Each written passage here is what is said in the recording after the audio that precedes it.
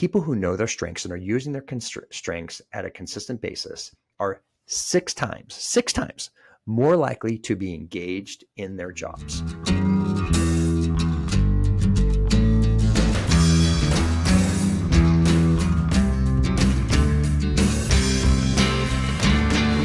Welcome to another $4 Million Strategies, the best 4 minutes in business. Very excited today. Our topic is employee engagement. Matter of fact, we're going to have experts all week talking about how to improve employee engagement in your company. And I think you'll understand the importance behind this. Matter of fact, Clifton Strengths says, and if you haven't read the book, StrengthsFinder 2.0 by Tom Rath, I highly encourage you to do that. It says that people who know their strengths and are using their strengths at a consistent basis are six times more likely to be engaged in their jobs. And then they're 3 times more likely to report having an excellent quality of life. This is one of the reasons I became a Gallup certified strength coach, because I understand the power of when you could have people understand their strengths and using it consistently throughout their work. They're going to be so more powerful, so more engaged, and love what they're doing. But the reality is when they're not doing their strengths, when they're doing the things that are more difficult behind them, that's the stuff that tends to pile up on their desk and the things that are not getting done. One of the neat things is when you actually do a certified strength, you find out all of your top 34 strengths. I have here my top 5: responsibility arranger, maximizer, self-assurance, and individualization. These top 5 strengths have been absolutely instrumental for me for helping to organize leadership organizations so they could be their most effective. That's one of the reasons I love using the tools,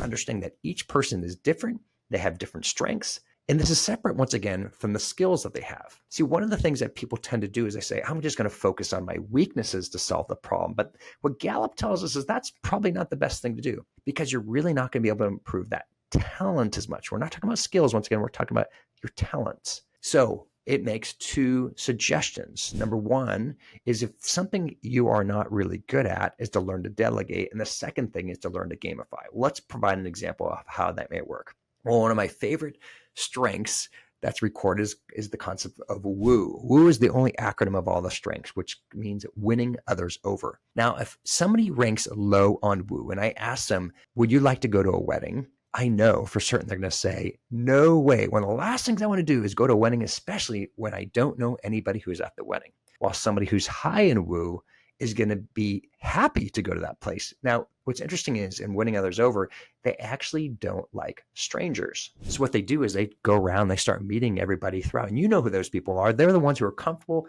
to connect with all the people throughout the wedding venue, and they'll get to know their name. These people are also great for trade shows and going out to different events because they're going to connect with so many different people. Well, if you are not high in woo, that could be a problem if you have to go to a wedding. So one of the things, let's say you are still a high achiever, even though you're not high in woo. So I'll recommend them to gamify it. Well, how you gamify it, say, okay, at your next wedding, I want you to meet 5 people. I want you to write this down. 5 people you connect with you've never met beforehand. Now, all of a sudden, you learn to gamify that weakness into a strength by using your achiever strength to solve the problem of you not having high woo. The other thing to do is to simply delegate. Why don't you go to that wedding, not me? Well, this might be actually more valuable, though, when it comes to a trade show. If you are not necessarily the best person at being a trade show booth and you do have somebody else in your team, that's one of those ways you can help delegate as opposed to focusing on yourself. I hope you find this valuable. We strongly encourage using StrengthsFinder. Here, I'm going to give you a few more stats before we get away.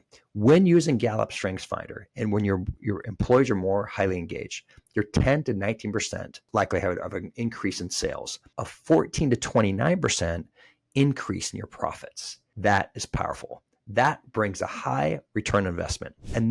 One final thing that you do is doing a team matrix with your leadership team. This is going to help you communicate better and understand where your strengths are as a team, and also look at, once again, why you're perhaps struggling in certain areas, as you might need to bring in additional talent or learn how to, once again, to gamify your weaknesses to solve those challenges. I hope you find this valuable for your organization. If you want to learn more about Gallup StrengthsFinder, please feel free to go to Gallup or reply to us at 40strategy.com. We'll help you understand more. With that, wishing you a great day, and one final comment. Go Dogs, way University of Washington to beat and get a little revenge over Michigan. All right, there's a little fun for you. Go Dogs, and have a great day.